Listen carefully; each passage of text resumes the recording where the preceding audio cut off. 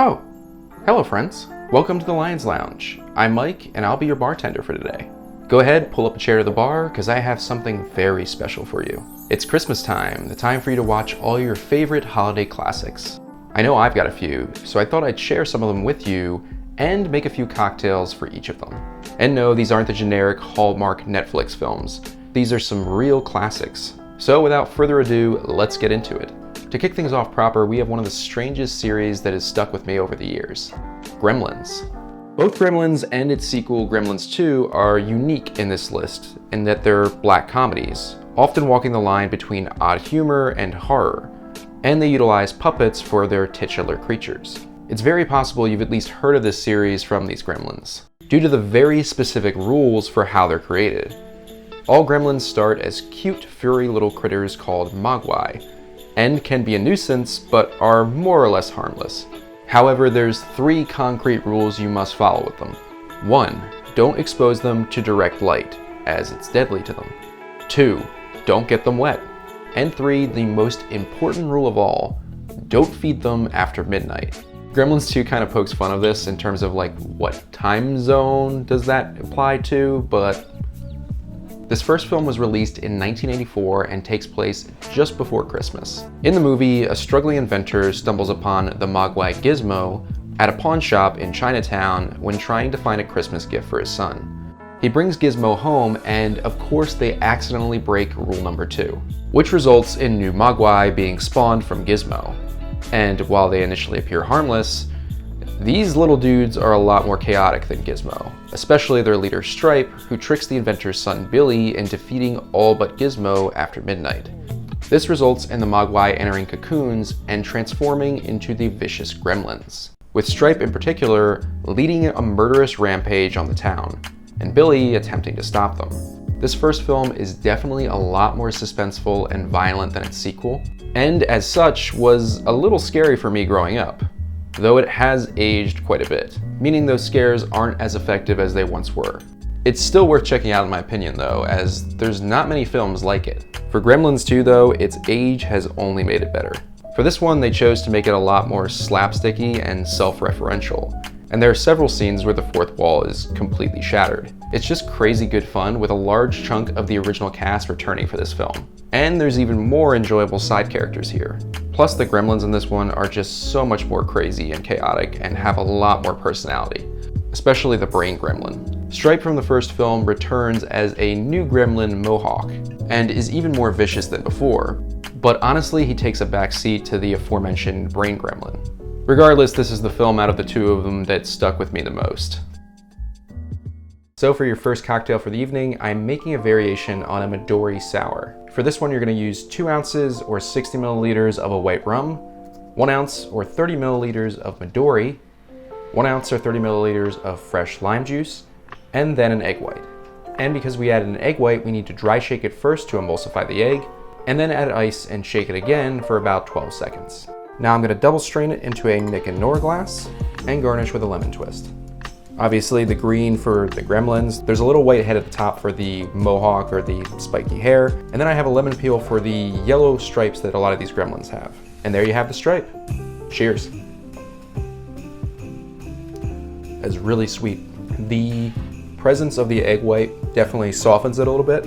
It gives it a nice silky smooth texture. You don't really need simple syrup for this, it's already really sweet and tart. And instead of just a plain old white rum, I used a white Jamaican rum. This adds some banana funk to it and gives it a little bit more complexity, so it's not just Midori and lime juice. You also have overripe bananas, which it just makes it so much better. You don't have to use an egg white if you don't want to, if you're a little nervous about using egg whites, but trust me, it makes it a little bit better. While you sip that, let's move on to our next holiday film. This is one I've grown up seeing every year, where now it's basically a tradition in my family. 1989's Christmas Vacation. Part of the National Lampoon's Vacation series, this holiday entry once again follows Clark Griswold, played by Chevy Chase, who just wants to have the perfect Christmas for him and his family. But just like every entry in this series, things don't go quite to plan, and hilarious hijinks ensue. The cast for this film really are a bunch of characters, especially Randy Quaid, who plays his cousin Eddie, and William Hickey and Mae Questel, who play Uncle Lewis and Aunt Bethany respectively. Trust me, if you haven't seen Christmas Vacation, just Google the Christmas tree scene right now. This cocktail for Christmas Vacation is actually pretty easy, and it's featured throughout the film. This, of course, being eggnog. But rather than force you to slaw away at making the whole thing from scratch, this is a single serving recipe you can make pretty quickly and it tastes fantastic. So for this one, you're gonna want 2 ounces or 60 milliliters of your preferred bourbon. Then a 1/4 ounce or 7.5 milliliters of Maraschino Liqueur. Next, 1/2 ounce or 15 milliliters of a Demerara simple syrup. This is a 2-to-1 recipe, so it's gonna be a little bit richer. And then lastly, a whole egg. Not an egg white, the whole egg. So if you don't like eggs in your cocktails, this one might not be for you. Once again, you're gonna have to give this a dry shake, and because there's a whole egg, you're gonna wanna shake the bejesus out of it. Then add some ice and shake again for about 12 seconds. Double strain into a double old-fashioned glass. Then you're just gonna top this up with some whole milk. Give it a gentle stir to incorporate the ingredients. And then I'm gonna garnish this with some fresh nutmeg. And there you have single serve eggnog. Cheers. Oh, so rich. I didn't used to think I liked eggnog until I made it myself, and it blows store-bought eggnog away. It's really not that hard to make either. All you really need is bourbon, some simple syrup. You don't really need the maraschino liqueur. I like having it because it adds an extra dimension to the drink. Maraschino liqueur is made from cherries, and I mean the whole cherry, so it's the pit, it's everything. So I wouldn't really say it tastes like cherries. It tastes kind of florally, a little bit sweet, but those floral notes combine so well with the bourbon and the egg and the milk. It just adds something extra here. Plus the nutmeg on top, just perfect. Yeah, once you make an eggnog like this, you probably won't ever go back. Now last but certainly not least is one of, if not my favorite Christmas film, Die Hard. Released in 1988 and starring Bruce Willis, this would go on to start its own film franchise, but this first one is probably still my favorite. Bruce Willis plays John McClane, an NYPD detective who's visiting his estranged wife at a Christmas party in LA, where he gets caught up in a plot to take over a skyscraper by a group of terrorists led by Hans Gruber, who's played by Alan Rickman. McClane, unbeknownst to the terrorists, infiltrates the building in an attempt to rescue his wife and the other hostages. And it's really this suspense of how he's going to accomplish this that makes the movie so exciting. As he makes his way through the floors, he takes out the terrorists one by one, and they soon learn of his presence and try to find him before he takes them all out. This isn't just a great movie to watch during Christmas time, it's a fantastic action film, one of the best in my opinion, with the acting from Willis and Rickman alongside the stellar action making this a must-watch. Trust me, by the end of this film, you too will be screaming, "Yippee-Ki-Yay, motherfucker." Which brings me to the last drink of the evening, the Yippee-Ki-Yay, motherfucker.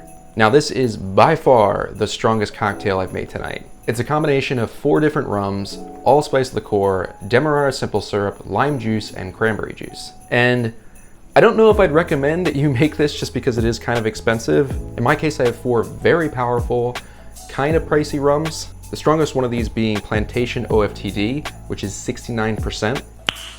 Nice. The rest of these though are really good, but kind of hard to find, especially Smith Cross, which is a Jamaican pot stilled rum. It's also very high proof, it's 57%. But if you want to get them and explore with it, trust me, they're really good. You can also try switching them out with different rums. What I would say is, if possible, try and go for a combination of rums. Don't just stick to one specific one. So for this one, you're gonna want a 1/2 ounce or 15 milliliters of Smith Cross, 1/2 ounce or 15 milliliters of Appleton Estate 12-year, 1/2 ounce or 15 milliliters of El Dorado 12-year, and 1/2 ounce or 15 milliliters of Plantation OFTD. Then you're gonna want a 1/4 ounce of allspice liqueur. I will leave the recipe in the description below. It is not difficult to make at all and it lasts forever. Next, add 3/4 ounce or 22.5 milliliters of lime juice, 1/2 ounce of Demerara simple syrup, and lastly 3/4 ounce or 22.5 milliliters of cranberry juice. Add some ice and shake for about 10 seconds. You don't need to shake this for too long because we're gonna strain it over fresh ice. Grab a double old-fashioned glass and add some crushed ice. Double strain into the glass.